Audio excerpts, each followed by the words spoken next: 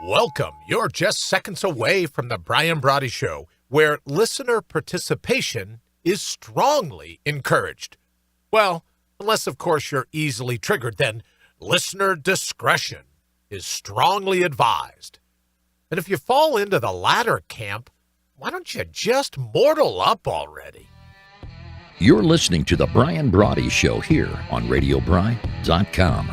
Unfettered, unfiltered, unafraid.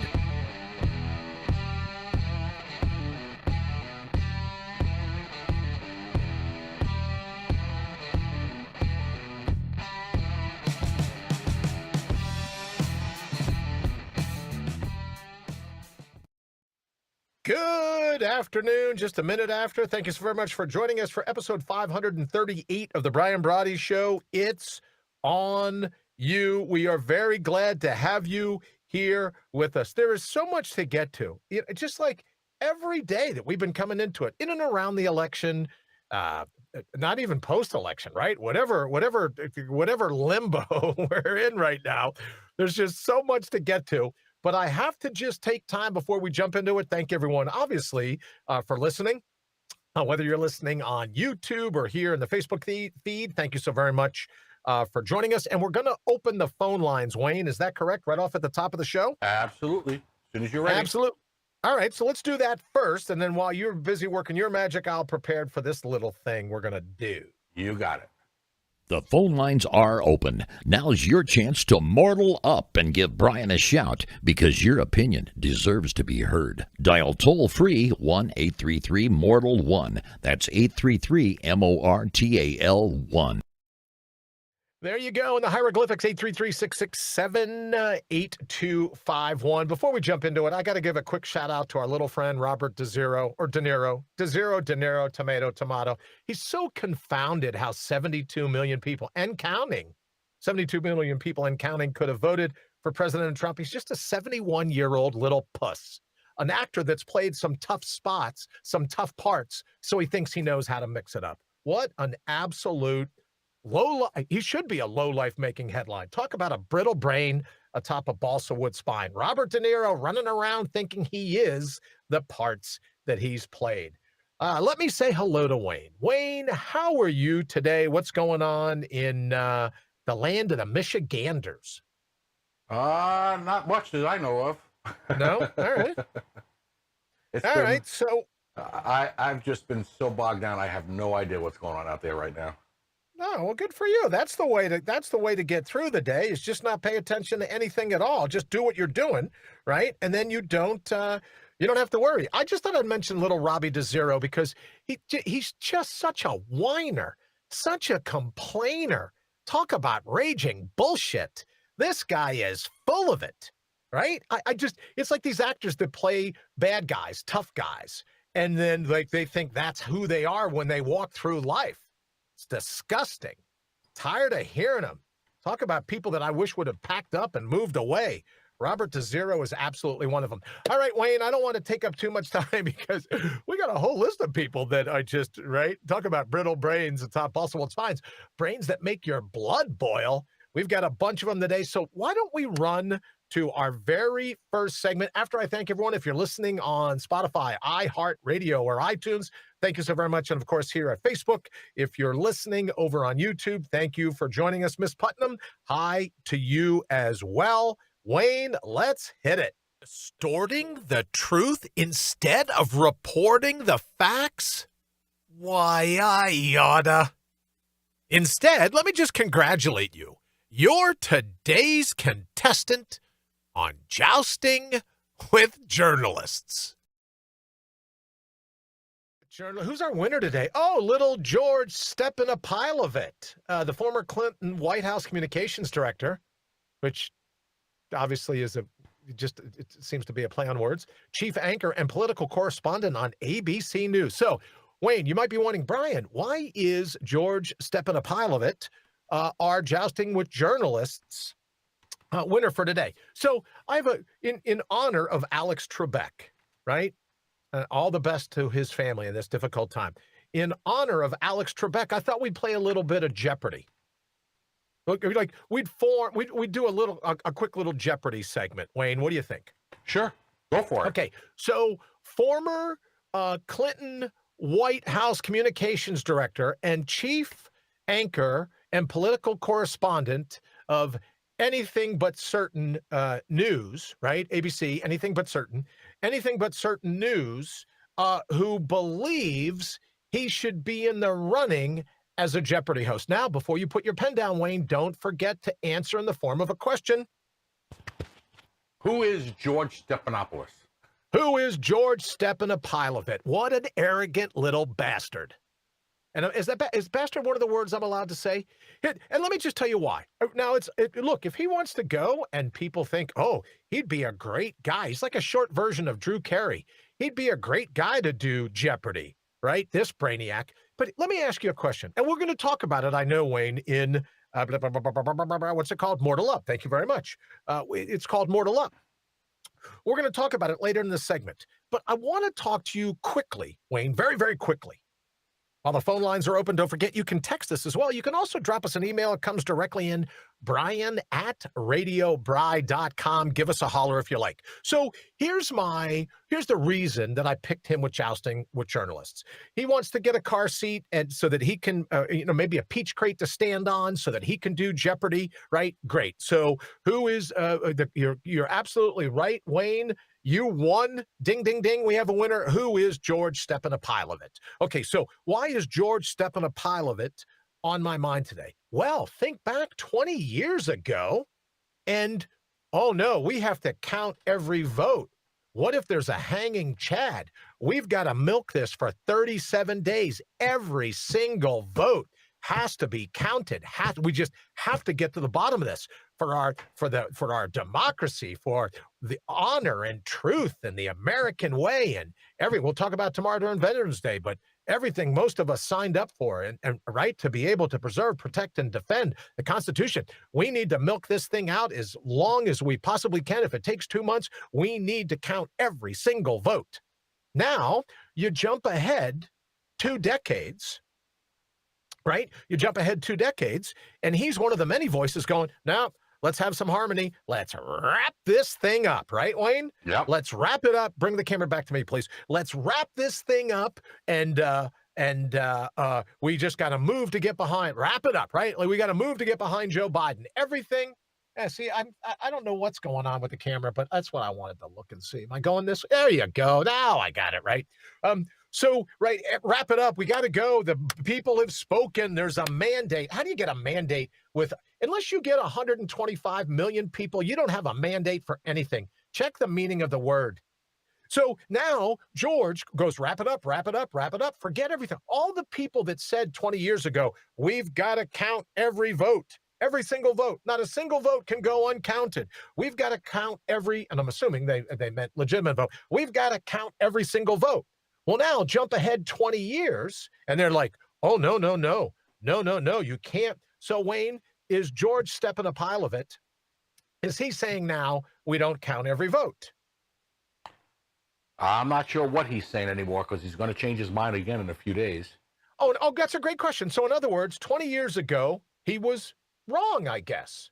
So, what you're saying is he's in the run for Jeopardy.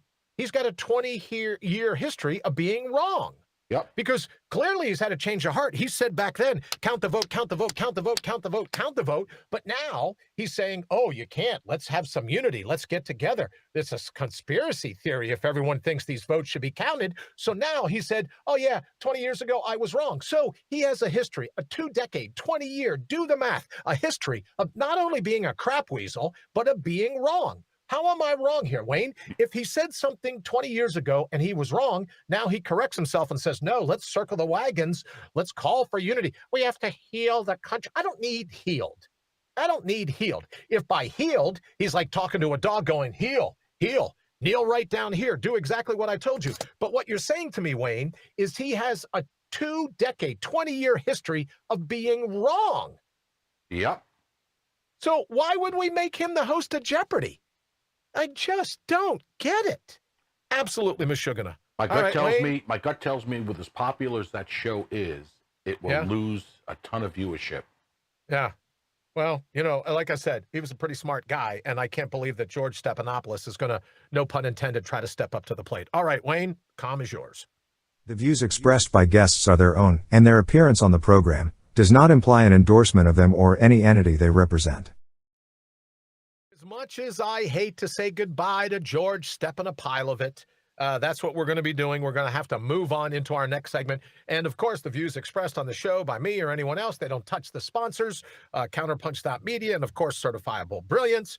You people are allowed to think what you want. I'm just saying George Stephanopoulos, 20 years ago, we thought he had the right answer. Now he says, no, don't count. Let's move along. Let's get behind. So what he's saying is he's had a 2-decade history of being wrong. A 2-decade history of being wrong. Enough out of George Stephanopoulos and anything but certain news, right? Right, Wayne, it's just, I need my spritzer already, and it's only 11 minutes into the show. All right, Wayne, so let's jump. Speaking of needing a spritzer, let's jump in. I'll take a quick little sip of cold water, see if that helps. Let's jump into our next segment. Lowlifes making headlines, or as we like to call it around here, brains that make your blood boil. Here's your brittle brain atop a balsa wood spine for today. All right, who do we got? Oh, Wayne, I got to tell you, great job once again. It's like you do a phenomenal job, Wayne, every time you drop one of these logos. There's so much to talk about in today's Lowlifes making headlines. So let's start on the left. Jake Tapper. Jake, obviously saying he's not going to scold everybody, but just the sense of arrogance. What makes him a lowlife making headline from over at the Circus News Network? You might think of it as CNN is just his pontificating, looking down at everybody, dual standard. And we'll get to the dual standard as we move into mortal. Let's talk about it right now, right? In the Fifth Amendment, and I know this is different from George Stephanopoulos. In the Fifth Amendment, the Bill of Rights of the Constitution, there's a thing called due process. Now, it's kind of tucked in there amongst a bunch of different things, but basically it says due process. There's 2 different types, right? Doesn't matter. It just trust me. There's 2 different types of this due process. But bottom line is they want there to be a general, right? So whether it's substantive, however you look at it, they want there to be a general sense of fairness. But what's happened with George Stephanopoulos and also Jake Slapper at Circus News Network, and to a certain degree why we put in Don Lemon from also from the Circus News Network, is they don't think it's due process. They don't think there's a level playing field. They believe in dual process. The process that they have, that's the process that's right. That's the process that they want. The hell with you. The hell with us common folks. It's not due process. What are you talking about? It's not due process. It's dual. It's one for us. It's one for the maniacs. It's one for the vampire class, and one for you, for everybody else, right? You people that don't know good enough. You people that Robert De Niro is all confounded by. 72 million of us. The deplorables, the flyovers, the ones that need healing. We need a balm for our brain. You zero. Don Lemon on TV crying. Look, if you can't get a hold of your emotions, Don, right, check out. Go do something else. That's all I'm saying. Go find something else to talk about. Wayne, I see a quick little thing that says that this video has ended. Don't know what that's all about, but let's keep it going here on the radio side. If you're listening to RadioBride.com, or you're listening on MortalUp.com, here we go. So moving on to our next contestant in Lowlifes making headlines. Now, I don't even know. Wayne, do you know how to pronounce this name? Meacham? Is it Meacham? Meacham? Looks like Wayne's gone too. Maybe everything's gone. No, I'm I here. don't know. I'm just checking to make sure we're not stopped. Oh, okay. Yeah, I just got the a note on Facebook that we're done. This video has ended. No, it hasn't. Oh, good. Well, good. Just at my case. So thank you for everyone. Sorry, I won't be able to respond here in the feed. So our next lowlife making headlines is it Meacham? Wayne? Yes, it's John Meacham. John Meacham. Okay, so former MSNBC contributor. Oh, wait a minute. Former Joe Biden speechwriter. Did I hear, Wayne, someone say to me that he was a political contributor? Right? Because he's as sharp as anybody. What a sharp knife in the drawer. Did I hear that he was also on the side writing speeches for Joe Biden? Oh, no bias there, right? Well, He was writing speeches for Joe Biden, including Joe Biden's acceptance speech. Is that what I just heard? right. What it is he Aw. didn't disclose his ties to Joe Biden to MSNBC. Oh, so he's a sneaky little bastard is what you're saying. So He's a sneaky little bastard. He didn't tell the truth. Is that Yeah. what you're saying to me? So MSNBC just let him go. Oh, they let him go. Oh, MSNBC. Look, if MSNBC says MSNBC, you must really be a lowlife making headlines. So let me get this straight. He's pontificating on air about what a brainiac this little putz is. And then we find out he's writing Biden speeches. Now, I've written speeches before for presidential candidates, right? I get that. I understand that. But at least come clean. Does anyone tell the truth anymore? You know, Don Lemon, so upset about this and that. This is the guy I remember a couple New Years ago was drinking margarita bombers from a hot tub in Florida. Save it, Don. Nobody gives a crap about your opinion. Nobody. Does he even make the top 20 of news segments anymore over at Circus News Network or anywhere, Wayne? I don't think anything on CNN makes the top numbers anymore. It could very well be. I believe you that. So, John Meekum, there you go. You go get him, Tiger. You try to double dip. You go get him, Tiger.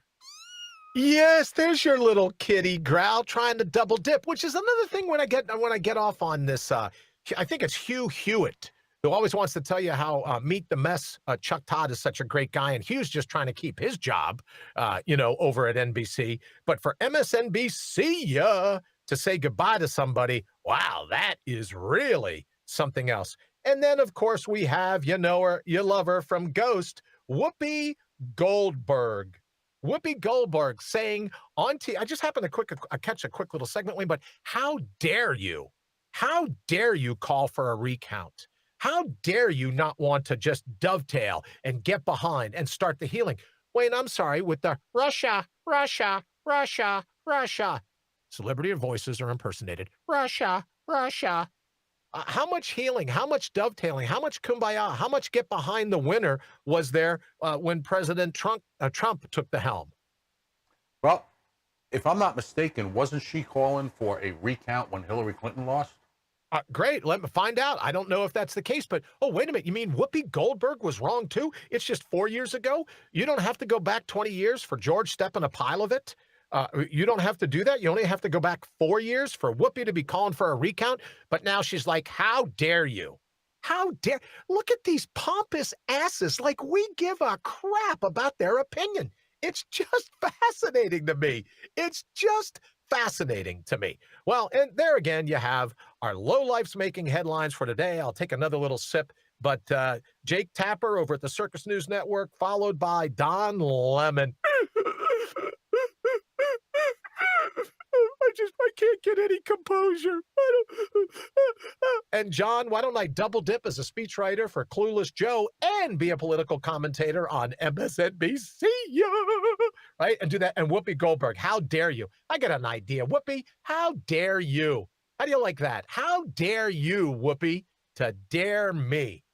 All right, Wayne, I'm very excited about our next segment. So why don't we go ahead? I know you're going to take the comm here in just a minute. We'll run to that, and then we'll be right back. Portions of this broadcast have been pre-recorded. Why? Because you can't get these people to hit a call time. They're the worst. Nah, I'm just kidding. We love our guests. We do love our guests. Some of it's pre-recorded. You never can tell, right? Could be. You never know.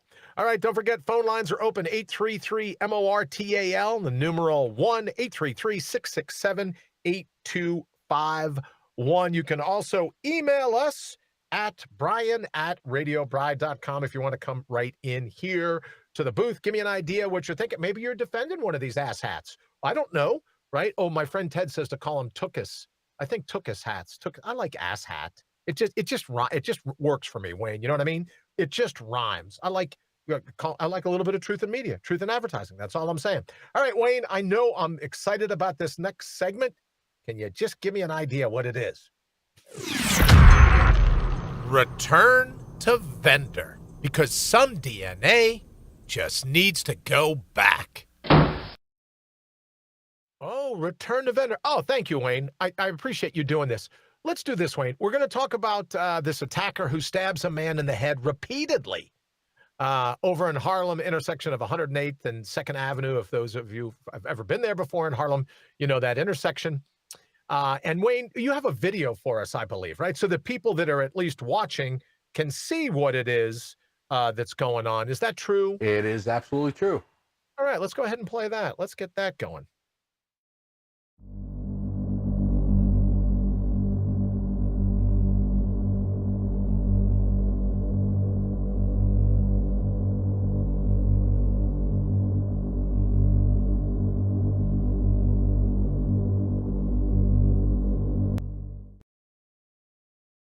Report, Wayne. So I don't know if it was an ice pick or a knife, but it was some type of sharp instrument. It was a that knife. It was a knife. Okay, thank you. Repeatedly stabs another human being in the head. So you know my position. We've talked about it before. Return to vendor, because some DNA just needs to go back. And this most certainly is that. It falls into that category, right, Wayne? Yes. If you can take and repeatedly stab somebody in the head, you're not only a lowlife making headlines. Look, find you, arrest you, charge you, convict you, and execute you. It's that very simple. There's my law enforcement plan for moving forward when I decide to run for office, right? If you have such a depraved indifference to human life that you can repeatedly stab somebody in the face with a knife, you get the electric chair, you get the firing squad, you get the gas chamber, you get, right? Oh, Brad, that's cruel and unusual. Well, it's only unusual until you do it the first time. Then it's not so much unusual anymore. Wait a minute, you just subject someone to a firing squad yesterday. Oh, well, I guess right? It's not that unusual anymore now, is it? All the legal scholars want to give me a holler, let me know why that theory is wrong. If it's cruel and unusual, you do it. 1 hour later, it's no longer unusual. So if you evince, as I say, a depraved indifference to human life, and you can repeatedly stab another human being in the face with a knife, it's time for you to go 10-7, term we used to use in law enforcement, out of service. Time for you to go 10-7. That's all I'm suggesting. So now, Wayne, is there anything else I need to know about this, or are we pretty good with the stats around this thing? Did they find the guy? Do you know anything more about it? Yes, he's a 17-year-old kid. Execute him. And he's been arrested. Oh, he's okay. Arrested before, or this is the first time? Oh, I'm sure. So he's been arrested since this. Can't wait to see his high school graduation picture all over the media. Execute him. He's been arrested for this attack, and the victim, I believe, is in the hospital, but he's doing pretty well. He's doing pretty well. Okay, very good. Very good. So our little budding year-old valedictorian, no doubt, will be seeing his picture all over the news in a little bow tie and this and that, and hearing about what a fine, upstanding young person he is. He repeatedly stabbed another human being in the face with a knife. Find him. Oh, they found him. They're going to charge him, convict him, and execute him. Get him out of here. Because as I said, to open the tease, some DNA just needs to go back, and this guy qualifies. Just like last week, right, Wayne? With the guy that kills his girlfriend with the baby and dumps her body alongside of the highway. Or this, look, okay, so if everyone says, well, Brian, it's a little harsh to suggest that there's a depraved indifference to human life, then I say we execute them because they're not smart enough to know that there's got to be a camera recording them, right? That's the next thing, Wayne. There's got to be something, right? Maybe that's what we talk about, right? This is ridiculous, right? There are people, little Jesse Smollett. There's going to be cameras. There are going to be cameras. If you commit a crime, chances are going to be pretty good. You're going to be caught on camera. So wake up, right? That's all I'm saying. Well, right, this clown was caught on camera. He was caught on camera. Now, a lot of people may not know this, but the other day I was over at a grocery store, right? And I'm just going to get out of here because it keeps saying that the show's ended. So I'm just going to get out of Mug Pamphlet altogether. I don't even know why we do Mug Pamphlet. I'm sick of it. So let me just say this. I was over at the grocery store the other day, and I didn't realize this till after the fact. So I went in one of those things. And look, I don't care what everyone says. You get multiple tomatoes, that counts as one item. So if you get a half a dozen tomatoes, it doesn't count as 6 in your under 20 or less, right? Doesn't count as 6. It counts as one item. That's 6 tomatoes. Get over yourself. Do the math, right? So that's one item, one tomato. You scan it, you hit the button 6 times. One item. That's it. That's all I'm saying.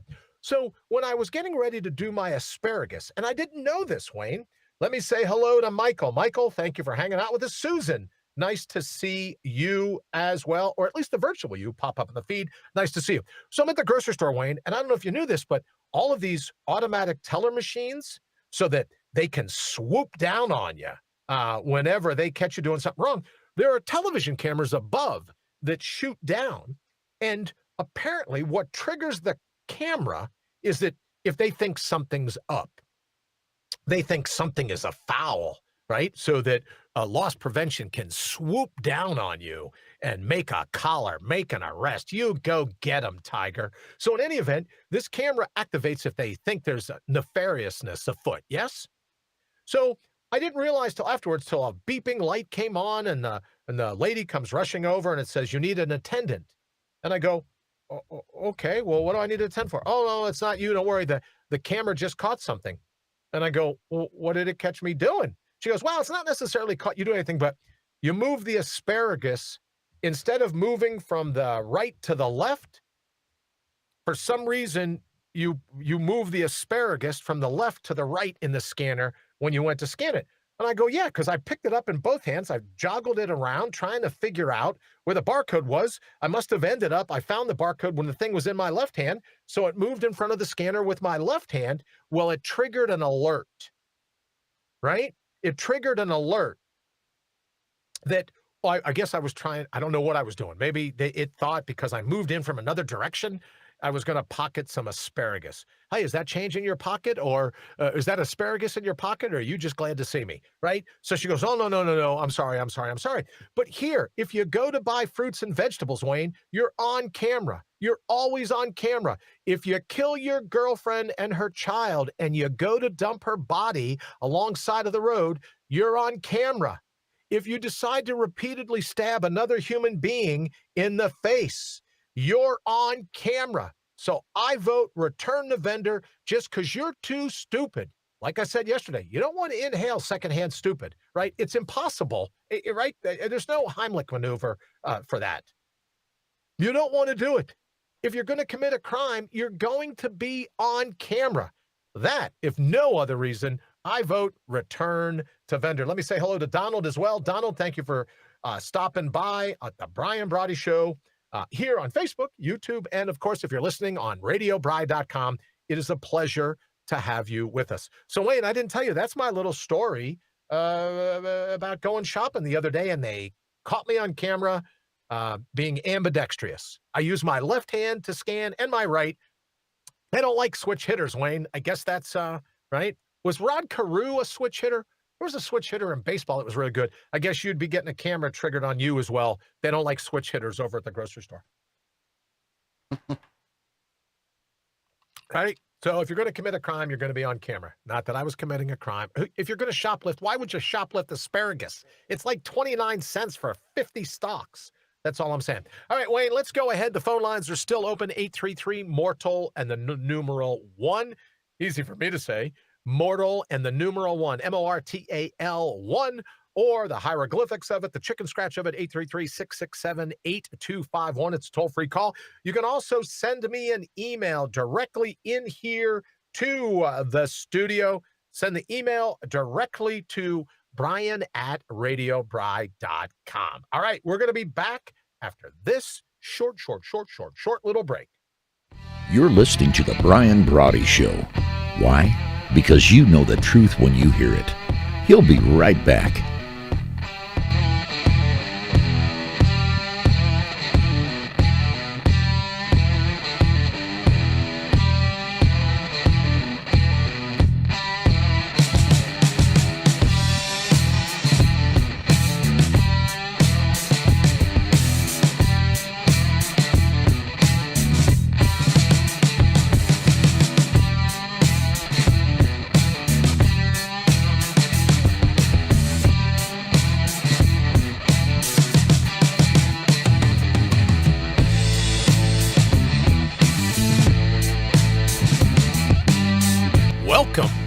Brian Brawdy Show, brought to you by our good friends at Counterpunch Media and Certifiable Brilliance.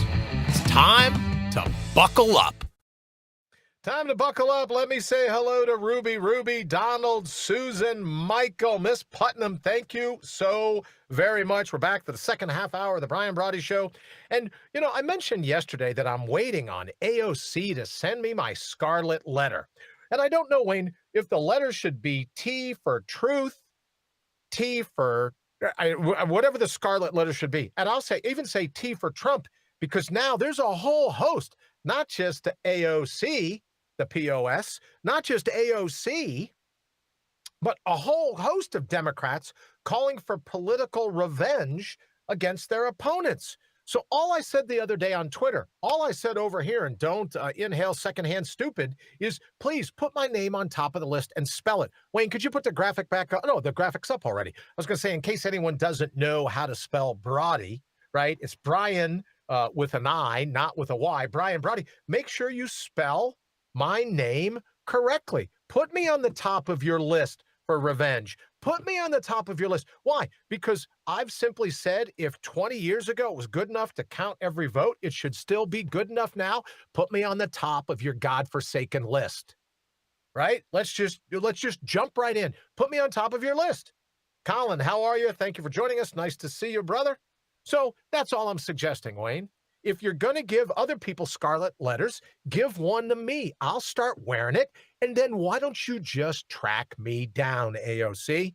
I think, all right, just track me down and give me my scarlet letter in person. That would be great. All right, Wayne, so what else is going on in the world? I see that all kinds of people want revenge, right? I want healing. Healing. Saw a picture of Clueless Joe the other day. Wasn't even he was wearing his mask. Not on his nose. So when he's calling for, I want a national mask mandate, I get an idea. Why don't you check a mirror for your look, figure out how to wear the mask before you're busy telling everybody else how to wear one. What else is going? Wayne, you were going to do some research yesterday. I know a lot of people are upset. We talked about Robert De Niro at the top of the show. Talk about a raging pile of bullshit. We talked about Robert De Niro. I get it. I got it. All right. Great. Also, more of the same. Some of the critics are concerned because Biden continues to avoid questions from the media in a post-election walk-off. He just says, no, I'm not going to answer any more questions. What? What was, I don't know. What was the, I'm sorry, what? Yeah, no further questions. There's a lid. What happened to the lid? There was a lid before the election. I got to call a lid. Where's the lid now? Why is there no lid? Find me the lid. Lid, damn it, lid. So I think we've covered what everyone else is kind of fuming about today. But Wayne, what's going on? I haven't had a chance to look. What's going on in with the whole election thing? I see here that disgraced Deputy FBI Chief Andrew McCabe testifies in Senate probe of Russia. Like a barking lapdog. Russia. I need to get a barking dog sound effect. But Wayne, what's going on in the world today?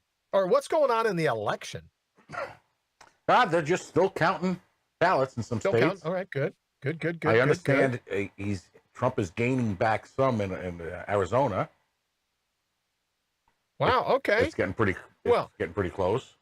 That's going to look kind of bad for Chris Steyerwald over on Fox News when he called it at like 12:30 in the afternoon on Election Day, right? Right? I don't think, right? It's going to look bad for every one of them. Aren't you supposed to wait for polls to close? And by, I mean, making sure that all the votes are in before you call an election. And let me ask you a question. With no one trusting the media, can I ask, the election, the media doesn't declare the election. Nope. The media doesn't pick the winner, right? So isn't there something called, I don't know, I'm so tired of people. It's almost as bad as Russia. Well, it's got to get to 270. Russia. It's like these brainiacs, 270. Oh, geez, I've never heard that term. What's 270? 270. You got to get to 270. But who awards the 270? Not the media. Let's hope George Step in a Pile of It isn't the one running the media show. Nope, it's the individual states have to certify All right. their results. All right. Let me And say that hello to doesn't, that's not Noreen. supposed to Noreen, happen for thank another you for couple of stopping weeks. by here. I'm sorry, go ahead. That's not supposed to happen for another couple of weeks.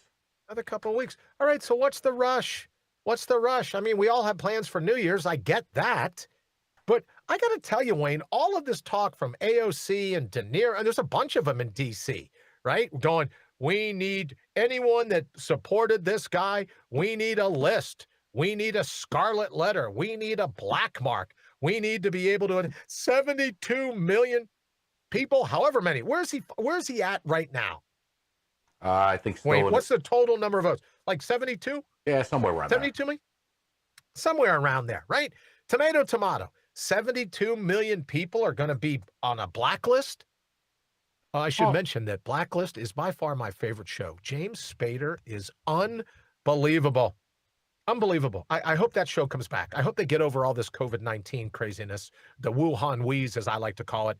I hope they get over this, and then sooner or later, Wayne, we get back to the Blacklist. Because next to Vikings, Blacklist is the best show on TV. But in any event, so now the Democrats are calling for a blacklist. They want to give us all a scarlet letter, make sure that we're just screwed in the future, depending upon who we voted for. It's ridiculous. The big whining crybabies, right? They're not satisfied. They're never satisfied. It's never good enough for them. But I say this, Wayne, every time, it is an absolutely fantastic time. It is the best time in the history of the world to be alive, hands down, no two ways about it. All right, Wayne. We have a new segment. We have a new segment. All right, let's go to that. We'll push the 40 a little out. Oh, please. Enough. Why not give it a rest already? No one around here is drinking your Kool-Aid. Go a little long, but I think everyone's getting it. Who's our please? Oh, Dr. Ezekiel Emanuel. Now, that's Rahm, a former mayor of Chicago, former chief of staff of Teflon Billy, Bill Clinton, former chief of staff, architect of Obamacare. No, this is his brother. That's what I just said. Dr. Ezekiel Emanuel is the brother of Rahm Emanuel. I'm sorry. I know you don't listen to the show. Just you're the executive producer. So let's just turn the camera on you. What is it you're listening to? What are you watching? You playing Sudoku? What are you doing there? Eating? Drinking? Oh, sitting back. You're doing the Macarena. Okay, very good. So his brother is Rahm Emanuel, who used to be the mayor of Chicago, used to be the chief of staff of Teflon Willie. But now you'd be going, oh, please. I guess he is a member of a so-called president-elect. Great. Tomato, calm, whatever you like, right? A so-called member of the president-elect Biden's coronavirus task force. But do I not remember when you talk about clips of audio? That would be something I would love to get. Maybe we'll do that for tomorrow's show. But I remember seeing this brainiac, this brittle brain atop a balsa wood spine saying, life after 75 is not worth living. Where he was saying that if you get to be 75, I'd like to know how old this nut job is, right? But that life after 75, I'm just curious, since life after 75 is not worth living, how old's Clueless Joe? Older than that. Older than, get out of here. Well, not old enough to know better. Don't put someone on your task force when they're saying you're already too old to vote as to whether I should be on your task force. Are you kidding me? So that's why Ezekiel Emanuel, Dr. Emanuel, architect of Obamacare. Oh, they must be having some fun today at the Supreme Court, which I have to tell you, Wayne, with all due respect to everyone at the Supreme Court, our future of our kids, of our grandkids, our country, right, lies in the hands of people that think it's a good idea to wear a robe to work. That's what's always kind of freaked me out about the Supreme Court. We need robes. Didn't we leave a country because everyone had to wear a silver wig? We come to work, we put on a black robe, means we're smart. Oh, please. Hey, does anyone know when you go to the Supreme Court, are the justices in masks? Is there anyone in the feed? Anyone can tell me? Don't forget, you can give us a call, 833-MORTAL and the numeral 1, 833-MORTAL1. Of course, the chicken scratch is 833-667-8251. Does anyone know, anyone here been to the Supreme Court of late? And are the justices wearing robes and masks? From what And if I they're understand, they have been doing hearing the cases remotely. Oh, all right. Well, at least they're not like Nancy Pelosi and wearing matching masks and outfits, except when she eats her designer ice cream at $100 a quart, right? When she's doing that. Or goes and gets her hair done. Yeah, or when she goes to get her hair done, right. And I found that he is interesting. Anderson Cooper the other day saying that President Trump was a bloated orange turtle on its back flailing around. And I thought to myself, really? I think he was talking about Jerry Nadler. I thought he was talking about Jerry Nadler. When he said a bloated turtle rolling around on his back, that's who I thought Anderson Cooper was talking about. I have to be honest. Ricky, thank you for joining us. Nice to see you here on the feed of the Brian Brawdy Show. Thank you so much for joining us. All right, so that's my take, Wayne. A little bit different about Dr. Emmanuel, and that, look, if you're 75, you might as well just pack it in. I don't know. I'd like to live to be a hell of a lot longer than 75. Yeah, Biden's right? 77, by the way. Biden is 77, 2 years past being old enough. 2 years. You're on the bubble, brother. Learn how to wear your mask since you're going to try to make it a national mandate that everybody wears one. Learn how to put it on correctly, you dork. All right, Wayne, I know you're going to take the calm for a second, and then, hey, have we sufficiently thrown the Supreme Court under the bus? I'm just saying. Dwayne, nice to see you. Thank you for joining us. Look, does anyone have an opinion other than me? Jump right in, but look, or is it true? Is it true that you got to wear a black robe to work in order to feel special? In order to, like, you don't know because they put the bench up at 17 feet in the air. You go to the Supreme Court, you try to see Chief Justice Roberts, he's higher in the air than the Lincoln Memorial statue of Abe. But now these brainiacs have to wear robes too? Oh, they wear robes in every single court, not only the Supreme Court. Please. Please. Oh, they probably, yeah. That's while what they're I'm on saying. the bench or out, right. Representing the courts in public. We don't know from all the armed guards and the fact that you sit up 10 feet taller than anyone at the bench in front of you. We don't know that you're the judge. You got to wear a robe too. Oh, that's just great. So the history of our country is running around with people that it is Halloween 365 and a quarter days a year. They're dressed for Halloween. That's fantastic. And now if they come back and they're wearing masks, let's hope they can at least learn to wear them the right way since everyone seems to be a fan of them. Boy, that's really something. All right, Wayne, I'll give it to you, and then we'll come right back. So the phone lines are tied up, are they?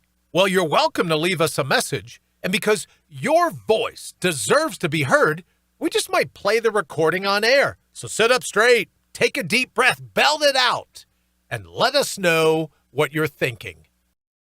Let us know what you're thinking. We're thrilled because, look, your opinion deserves to be heard. That's all we're saying. Phone lines are open, 833-MORTAL-1, 833-667-8251. Is this the greatest time in the history of the world to be alive, Wayne, or not?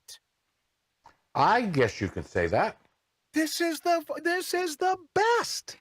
The best time in the history of the world to be alive, because if you're like me and you couldn't care less about the vampire class, right? Mm-hmm. What we call it wing sauce. So now you got someone calling for a national mask mandate pretty soon, that's what I'm told, doesn't even know how to properly wear the mask. I love it. I love it. It's perfect because, Wayne, and you know what, buddy? Let's just go ahead because we're going to talk about it in the Mortal Up Minute anyways. We're going to expand on it a little bit. Miss Putnam, nice to see you again as always. Let's go ahead and cue up Mortal Up, so to speak. Within the Fifth Amendment, the Bill of Rights, the United States Constitution, there's a concept called due process. And in terms of the law, there's both procedural and substantive. But in terms of living life to its fullest, it's due, D-U-E, not dual, D-U-A-L process. And dual process simply means that if it's been achieved before, you have the ability, you have the right, you have the capabilities, the natural resources to achieve it for yourself. So it's on you and me not to act like second-class citizens. It's on you and me to decide I'm not going to tolerate a life where I'm not thriving. because it has nothing to do with dual process. It's all due process. And if you're here, happiness is due to you. I'm Brian Brawdy for your Mortal Up Minute. So expanding upon that a little bit as we do it, and as I see, some of the other people coming across the wire now, some of the other stories, Amy Klobuchar, are these people ever going to go away, or are they going to be like George Step in a pile of it, and we're going to be hearing about him for 20 years? Please go away. Anything but certain news network. ABC's got to be thrilled to get rid of him. Maybe it's the head of ABC that's trying to get him out the door, right? So they can get somebody else like Don Lemon over there crying, on camera. Mr. Control, right? This is the guy that was in a hot tub drinking vodka from a slipper, right? Oh, I think if I remember correctly, he got his ear pierced on camera. Oh, this is one sharp knife. Talk about cutlery. Yeah. Maybe he's going to go. Maybe the people over at Always Been or Anything But Certain News are trying to get rid of little Georgie and sending him over there to Jeopardy. I think there should be a test. I think they should put all the people running for the late Alec Trebek's job. That would be a video. Talk about the dimwit dialogues. Wayne, wouldn't you like to see that competition go down? Not really. Oh, I would. It's hysterical.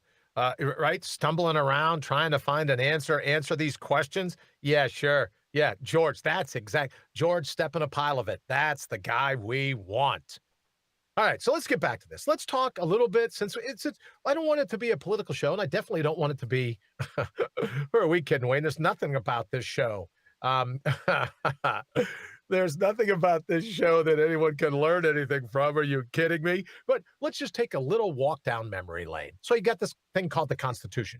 As an add-on, you got the Bill of Rights. And you have these amendments to the Bill of Rights. And the Fifth Amendment, there's a bunch of different things it talks about. But let's get to due process, right? You and I believing that it's a level playing field, right? That everyone, all you have to do is channel your natural resources. All you have to do is mortal up. Bring your authentic vigor. Do what you can. Dwayne says, I'm not wearing something that covers my good looks. Dwayne, God love you, brother. So Dwayne says, I'm not carrying something that covers my good looks. Besides, if masks actually stops COVID, then why have the COVID cases increased since the mask mandate came out? Wayne, if you're watching the feed, I got to give this a heart. If I can't figure out how to, oh no, I think I just did. Dwayne, I'm absolutely with you. So here's the thing. I don't want to correct Dwayne, but you can see from his avatar, he's a damn good looking guy. All I'm suggesting, Dwayne, is that I would benefit. Look, brother, I have more head scars than most Vikings. You're watching the show. You know that if there was a face built for a mask, it would be mine. I have a face for radio. I don't know why we keep putting a camera on me. So God love you, Dwayne. I'm glad to hear it. But I'm with you. So Wayne, help me out this. Help Dwayne and I out if you would. Since masks are the be-all to end-all, since masks, and I'm just looking, any picture you see of these people with masks and the sides are open. Have you seen this video where a guy's smoking a cigarette and he exhales while he has the mask on, and the smoke not only permeates the mask, it comes out all around it? Just how freaking stupid do we seem, Wayne? I agree. I mean, back in the very beginning, there were some studies done that showed that the particles for COVID were so small that even the N95 mask could not guarantee protection. Well, here's the thing about the N95 mask, and I just know because I've had to wear them for a bunch of different reasons. But the N95 masks doesn't stop your breath out. They're designed to keep you from getting dust particles in your lungs. But when you exhale, so you'll go, I got to get me one of them N95 masks. Well, all you're doing, you might as well be breathing through a straw. All you're doing is spitting COVID out in the air. Mm-hmm. But all I'm simply suggesting, I think Dwayne is onto something. I really do, right? That if you're not like, now I see, Dwayne, to be honest, I get it why Nancy Pelosi wants to wear a mask. Don't you, brother? Really? Honest? Come on, right? I get why some people are going, this is the greatest thing to happen to triple chins since, well, what? Since plastic surgery, I guess. This is the greatest thing to happen to triple chins since plastic surgery. So I understand that, Dwayne, but not for a good-looking guy like you. Obviously, or for people that go, this is crazy. The masks aren't going to help you from getting the Wuhan wheeze. And Wayne, since everybody and their brother and their sister except a handful of us. Most everyone is wearing a mask. How do the cases keep growing every day? Are all these people taking off their masks and licking doorknobs to public restrooms? Well, that's the interesting piece also. I had put a post out a few weeks ago, which describes you go into a restaurant. You Right. touch the doorknob like everybody else does. Right. You wear your mask to get to your table. The waitress comes over and puts the glass down on the plate on your table. Right. You pick that up. Yep. You drink it because you don't have your mask on. You get your receipt or your bill. Yep. And then when you get up to leave, you go walking out the door. You grab the door handles to open the door. Yep. You take your mask off, and what's the first thing you do when you're touching your face to take the mask off? Take the mask off. And then now, whatever's, listen, let me just say this. We go back. I want to say hello to Cynthia. Cynthia, thank you for stopping by, as well as Ralph. Ralph, thank you so very much.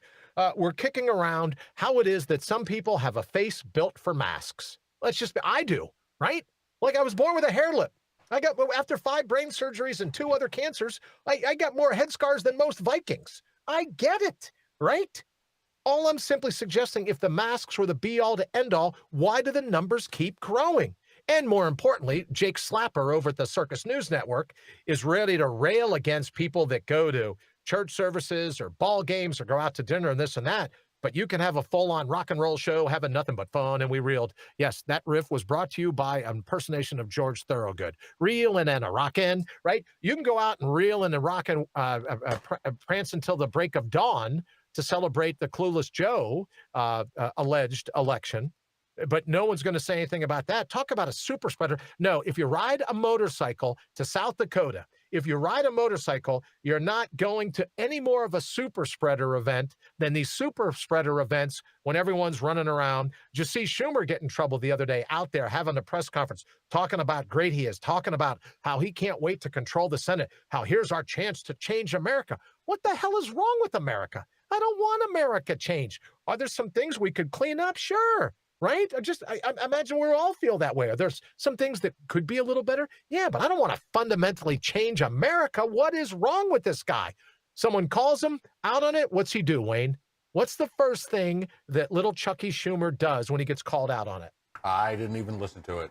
Yeah, that's okay. He put on a mask. So I was just talking like this. All right, so what Chucky, it's not covering your nose.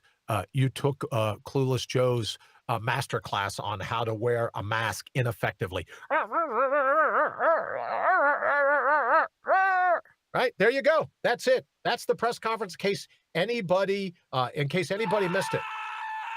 I know, I'm with you, brother, right? It just makes you want to scream. This vampire class, I don't get it. All right, so I digress. Wayne, did you order me that little spritzer? You know, they're one of those little squirt bottles with water. There's a fan going on. I can back away from the mic and just give myself a spritz if I need to. So let's get back to Mortal Up. So in any event, there's the Fifth Amendment, and it's called due process. But the vampire class wants you to believe in a thing called dual process. Now, their definition of the Fifth Amendment is that there's a dual process. One set of rules for them and a set of rules for all of us lemmings. All of us deplorables. There's a set of rules for the flyover country, right? There's a set of rules of everyone that we're going to send a scarlet letter to because they didn't vote the way we wanted them to. We couldn't bully them. Right? With all the Poison Ivy League pundits, all the Poison Ivy League pollsters throwing the numbers. Can I ask you a question, Wayne? How can you be down double digits in the state and then win that state by double digits? How can there be a 22? Look, let's just say you're down 10 in the polls, you win by 10 in the polls. How do these pollsters keep their jobs? I don't get it, right? But the Poison Ivy League, everyone in the vampire class, oh, it's dual process. It's a different set of rules for them than it is for you and me because you suck. You don't deserve due process. You don't deserve to be happy in life. You deserve to be dictated because you're too stupid to figure out how to run life on your own. You're too stupid. You're too backwards. You're too much of a country bumpkin, right? to be able to figure out what's best for you. So we have to elect the vampire class and their cohorts with the media mania. We have to elect the vampire class to tell us, oh, here we go. Well, yes, you guys and girls you'll be wearing training wheels or water wings your whole life. So we're the vampire class. We will come and tell you what's best for you. That's why I say, Wayne, this is the greatest time in the history of the world to be alive. Because you know who's really being outed? Who's that? The vampire class, the Meshuggah media, all these people that did everything they can to put their fingers on the scales, all the pollsters, everyone. I love it. Greatest time in the history of the world to be alive right now, 5 minutes till the top of the hour. You couldn't have a better time to be alive because don't fall for it. Don't believe in dual process. When it comes to your life, you get to dictate the terms that you'll confront fate. You get to dictate what it's going to take. Fate going to back you in a corner? Of course it is. That's fate's job. Fate does what it can. But you and I, the good news is, we're built for the corner. Our shoulder blades collapse in just fine. You and I are built for the chaos. We're going to square our shoulders, and we're going to write our destiny the way we see fit. The hell with the vampire class. That's all I'm suggesting, Wayne, is that I think pretty soon people are going to go, these people are nuts, and we're tired of putting up, right? We're tired of putting up with the wing sauce. We're tired of putting up. Oh, I like that one even better. There you go. Yeah. Oh, thank you very much, turkey. Yeah, that's making me hungry. I think I got to have lunch when the show is over. Right, Wayne? That's all I'm suggesting. I think it's the greatest time in the history of the world to be alive because people are starting to look and go, the vampire class, I know the pun would be the vampire class. Well, the vampire class just sucks. Yes, I think they do. I think that continues the metaphor just perfectly. All right, Wayne, what else before we get ready to get out of here? Let me just say this. Due process. It's due to you to be happy. It's due to you to thrive. It's due to you to work the red carpet. It's due to you to have a star on a walk of fame wherever you want it. Don't let anyone water you down. Someone asked me the other day in an elevator, oddly enough, neither one of us were wearing masks. And they go, oh, well, the Brian Brawdy Show, I like your t-shirt. What's that all about? And so I had to encapsulate it. I go, look, we don't believe in the watering down of human wherewithal. We defend human potency every time we're on the air. And if you don't like it, to hell with you. Because here's the thing. Here's what we know. You don't have to tune in. But we're here to defend human potency every single day. It's what we do at the Brian Brawdy Show, because there's no reason for you to accept a belief that you're wounded, that you need healed, that you're fragmented, that you're somehow a blue light special at the old Kmart store, a tchotchke on a discount markdown table at the back of a 5 and 10. That's not you. Don't let them convince you. Don't let them try to convince you. Just sit up straight and go, you know what? You're full of crap, George. Step in a pile of it. And we're not going to listen to you anymore because we are done. Mud pamphlet, you don't like it, put me in jail. All right? So there you go. All right, Wayne, you got to get me that spritzer, brother. All right. So, Wayne, last minute, let me just thank everyone on Facebook, over on Spitter. And, if you're watching on YouTube, thank you so very much. Our numbers wouldn't be growing if it weren't for you all, so thank you very much. Thank you for the people listening live on RadioBride.com. We love being your virtual hitchhiker. If you're like us, you're working for a living. If you're out and about, you're running around town, we love riding shotgun. Throw us in the couple. Just hit RadioBride.com. Hit the play button. We'll ride shotgun with you. So thank you so very much. If you're listening on iTunes, iHeartRadio, or, of course, over at Spotify, you've been listening to the 500 and some odd episode of the Brian Brawdy Show, and we are very thrilled to have you with us. And of course, as always, I need to thank Counterpunch.media and Certifiable Brands. And as I end every show, thanking the executive producer, Wayne, for everything he does to make me look less like a face for radio. And let me just also say, Dwayne, God love you, brother. Keep looking great. And we will see you. We hope to see you tomorrow. Wayne, we are out. Thanks for listening to The Brian Brawdy Show. Until next time, get out there and mortal up.